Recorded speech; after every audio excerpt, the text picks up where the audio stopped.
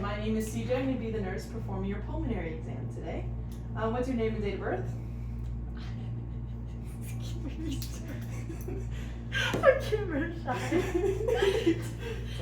Haley Fun, May 15, 2002. Awesome. So to start off the pulmonary exam, I'm just going to look at Haley and I see that she's breathing normally. She's not using any accessory muscles. You'll see like retractions and stuff in her abdomen and up here in her scapula. Just if she was really struggling to breathe, she looks calm and cooperative. And you can see that there's symmetrical expansion on both sides. It looks great. Anteriorly. I'm going to do everything anteriorly and then I'll have her turn around and do things posteriorly. So first off, I'm going to start off measuring her like AP diameter. And as you can see here, that's going to be your 2. And then I'm going to have you turn to the side for the camera. And it's going to be a lot skinnier. If it was bigger or just as big as her abdomen width, then that's going to show you that she probably has barrel chest, and that's indicative of COPD. So next, I'm just going to feel any tenderness wherever I push. No. Good. I'm noting also her temperature. Feels nice and warm. I don't feel any areas of swelling or any fluid buildup. No masses or lesions. Looks good. And then now I'm going to percuss. So I'm going to take 2 fingers and I'm just going to hit on top. And you want to do this left to right. You want to listen for kind of a resonant sound. Oops. If you hear a dull sound, you also that is indicative of more like pleural effusion and like bronchitis. So you just want to keep listening. Do it back and forth. Hyperresonance is pleural effusion, and dull sound is bronchitis. Then going to listen using the diaphragm. Deep breath in and out.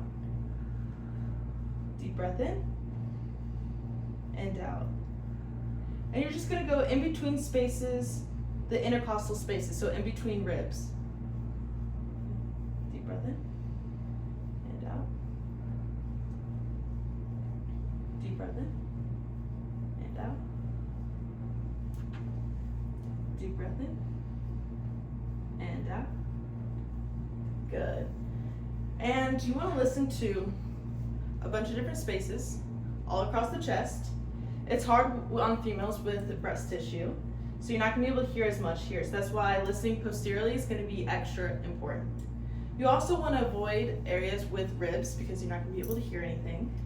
And same thing with percussing. You want to percuss in those intercostal spaces, or otherwise it's going to sound dull if you're over a rib.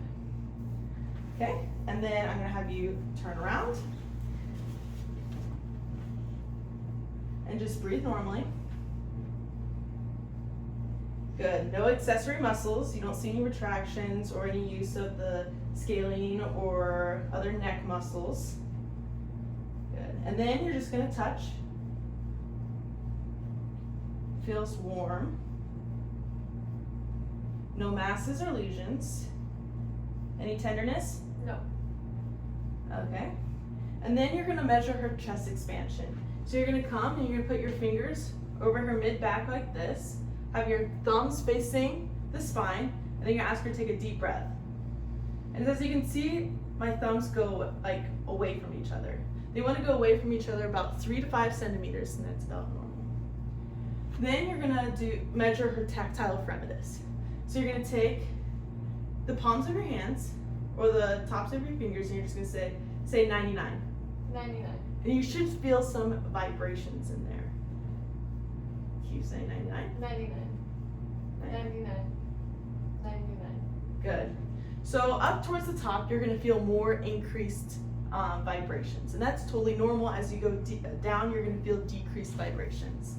If you feel increased vibrations, especially in the lower back here, that's going to be you're gonna have increased consolidation. So that means your patient may have pneumonia. If you have decreased fremitus, even up here, that could be like a pleural effusion. Okay, and then you're gonna measure diaphragmatic excursion.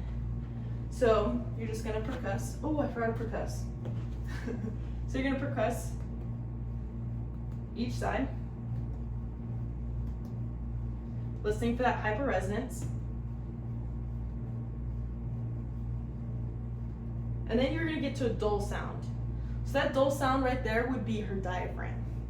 So when you're measuring diaphragmatic excursion, you're gonna find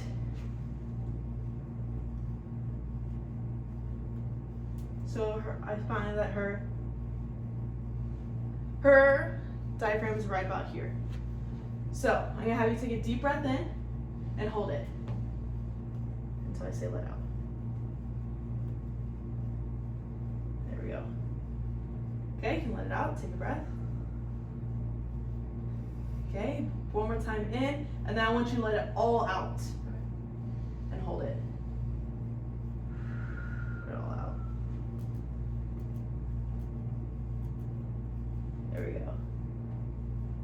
So the space between on her diaphragmatic excursion is about 3.5, maybe 4 centimeters. Normal range is between 3 to 5 centimeters.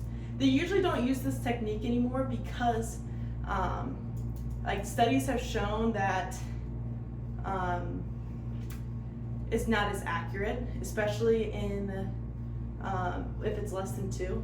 It shows, studies have shown that in the, what's it called? The chest x-ray, it's not indicative of COPD like it normally would be. So most people have gone away from this. All right, and then we're gonna acoustolate. Auscultate, oh my goodness, I can't speak. So I'm gonna take a deep breath in and out. Deep breath in. And you're gonna listen for those vesicular sounds. And they just sound like normal air going through and out. If you get like right in here, take a deep breath in, you may hear bronchial sounds or vesicular bronchial sounds. And that's again completely normal. You're just gonna be right over the bronchioles. When you're over a field, a lobe field, it should be vesicular sounds. Going. Good. One last time. Good. And you want to make sure when you're listening to our sounds that you don't just go straight down the line here. You want to make sure you're going left to right. Some people then go right to left. I just go left, right, left, right, left, right, all the way through. It's up to you, whatever's more comfortable, as long as you're not going straight down the left side and then straight down the right side. You want to compare, make sure it's symmetrical each side, and the sounds sound the same. If you hear any adventitious lung sounds like rhonchi or wheezes are going to be like high musical sounds, and that's usually more like asthma. You'll also hear like crackles and coarse or fine, that's usually pneumonia. You want to make sure you, wherever you hear those coarse crackles, you write down what lobe you found it in. And as you remember, the right lobe has 3 lobes, while the left lobe only has 2. So you really want to make sure on the right side that you're listening right here along the axillary sides. Then, also while I'm listening to their lung sounds, I also like to count their respirations. So like Haley's respirations were at 14. And I did that kind of without her knowing. So for 30 seconds, I just kind of count in my head and count how many times she's breathing, and I just do it for 30 seconds. And then multiply it by 2. If you can tell that they're breathing abnormally, I would go a full minute. But if they're breathing normally like she is, then 30 seconds multiplied by 2 and you should be good. All right, and that should conclude the pulmonary exam. Thank you guys.